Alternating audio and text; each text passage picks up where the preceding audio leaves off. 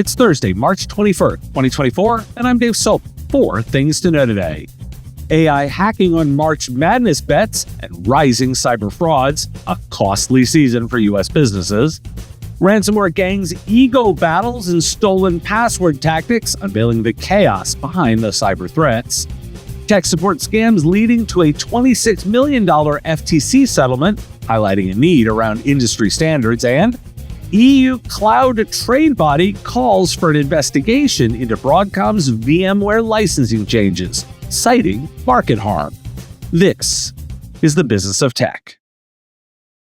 Are you and your clients tired of the time-consuming ticket tennis of coordinating meetings and help desk calls? Wouldn't it be better to automate this process with a tool that connects directly to ConnectWise Manage or AutoTask? TimeZest offers scheduling automation that gives you complete control of your schedule and eliminates the hassle of calendar ping pong. As the only service designed specifically for MSPs, it integrates into your workflow and makes scheduling appointments easy on you and your clients. Plus, you can try TimeZest for free. Visit timezest.com/MSPradio and use the code MSPradio to get 10% off your first year of TimeZest. The NCAA's March Madness began today. Now, this isn't a sports show, but you knew a tech angle was coming, right? Data released by AdviSec indicates that AI hacking of March Madness betting is expected to cost U.S. companies record amounts in 2024, with an estimated revenue loss of over $18.3 billion. Seasonally, we're also in the tax season in the U.S. Microsoft warns of a phishing campaign targeting earlier tax filers, where malicious emails containing a blurred document lead users to a fake website. Clicking on the attachment installs malware that steals account credentials. Scammers trick vulnerable taxpayers using social engineering techniques, AI-generated emails, and deepfake images. According to the FBI's annual Internet Crime Report, Americans lost a record $12.5 billion to online fraud last year, with investment fraud and cryptocurrency scams being the most damaging type of crimes.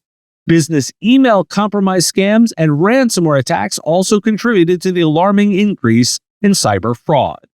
However, the report highlighted the positive effects of the IC3's recovery asset team in freezing over $538 million and recovering more than 70% of funds in some instances.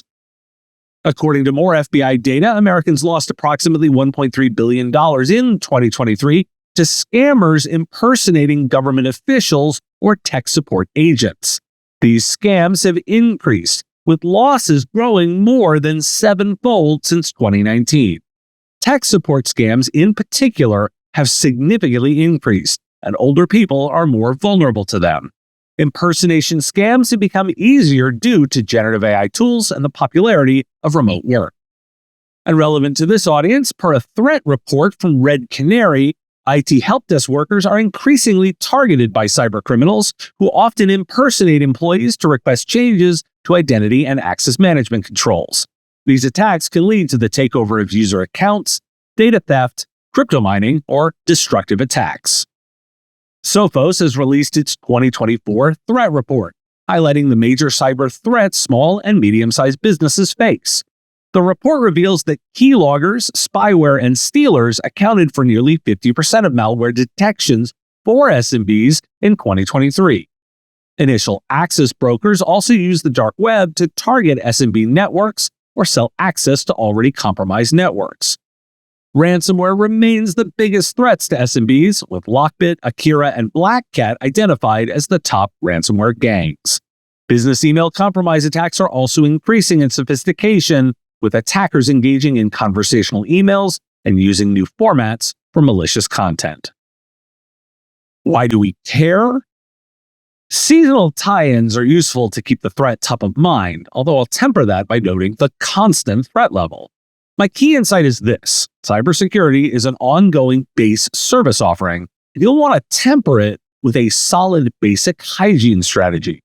Most businesses should do that. Investments in law enforcement appear effective too. A 70% recovery level is a pretty good number, with some room for improvement. So let's talk about the threat actors on the other side.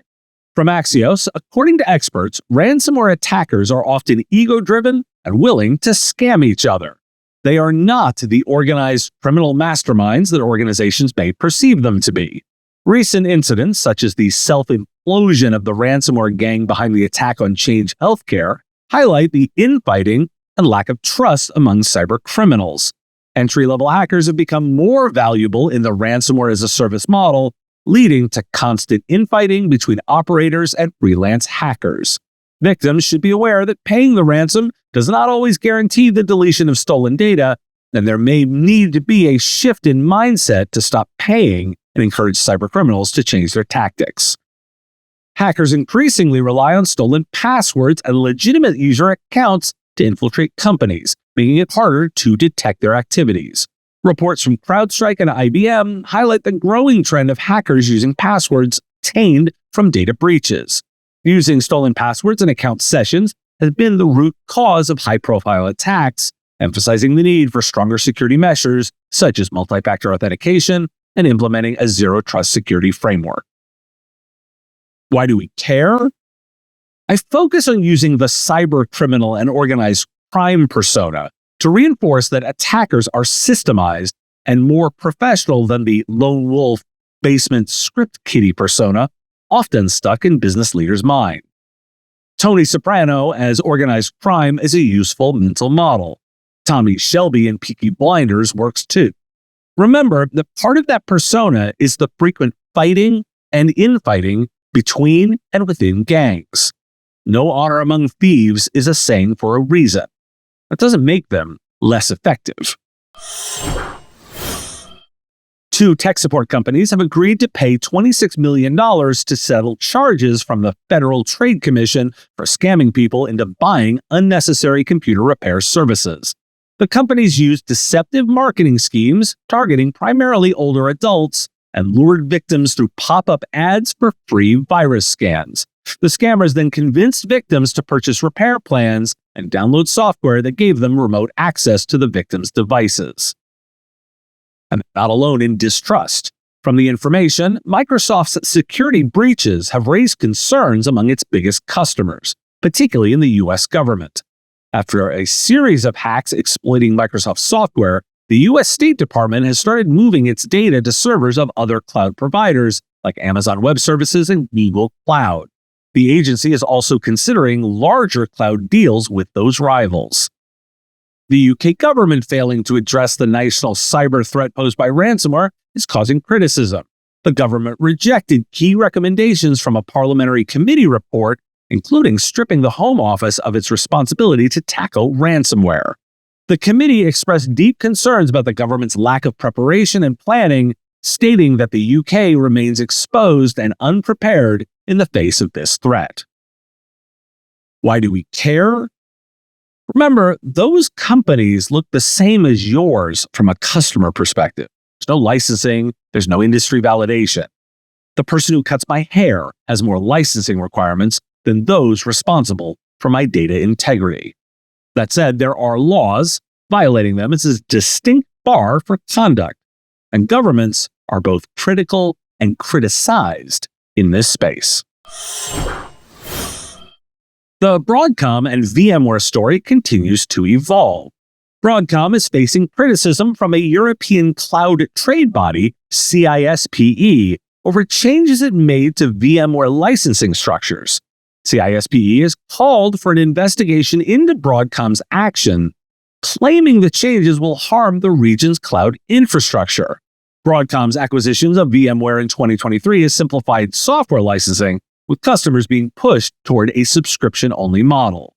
CISPE argues that this move, coupled with dramatic price hikes, is holding the sector to ransom and limiting customer choices. The trade body has called for Broadcom to be recognized as a designated gatekeeper under the Digital Markets Act. Why do we care? I'm slightly out of order for those on the podcast feed, as I also covered their new white label option on the live show yesterday. That'll drop in this feed on the weekend. Way to really step in it, Broadcom. Is it illegal? I don't think so, but I'm not a lawyer, and especially not an EU one. Just note that making this significant change to your business model is difficult. With as many breaches and security concerns as I report in this show, it should be obvious that cybersecurity is not just about technology, but also the human expertise needed to interpret and respond to complex threats. Huntress is focused on elevating SMBs and MSPs around the world. Huntress has a suite of fully managed cybersecurity solutions powered by a 24/7 human-led SOC, dedicated to continuous monitoring, expert investigation, and rapid response. And the proof is the execution. Huntress is the #1 rated EDR for SMBs on G2.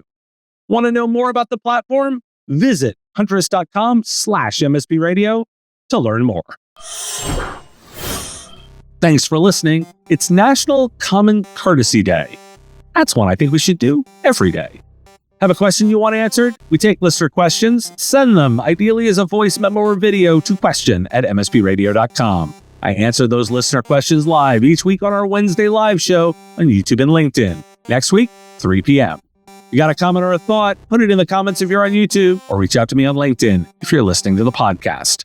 I'll talk to you again tomorrow. The Business of Tech is written and produced by me, Dave Sobel, under ethics guidelines posted at businessof.tech. If you like the content, please make sure to hit that like button, follow, or subscribe. It's free and easy, and the best way to support the show and help us grow. You can also check out our Patreon, where you can join the Business of Tech community at patreon.com/MSP Radio, or buy our Why Do We Care merch at businessof.tech. Finally, if you're interested in advertising on the show, visit mspradio.com/engage. Once again, thanks for listening to me, and I will talk to you again on our next episode of the Business of Tech. Part of the MSP Radio Network.